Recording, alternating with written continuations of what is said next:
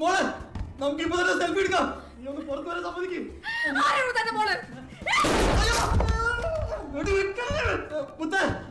ഞാൻ പലതും കേക്ക്. അവളെന്നെ കുടിക്കലാണ്. അവള്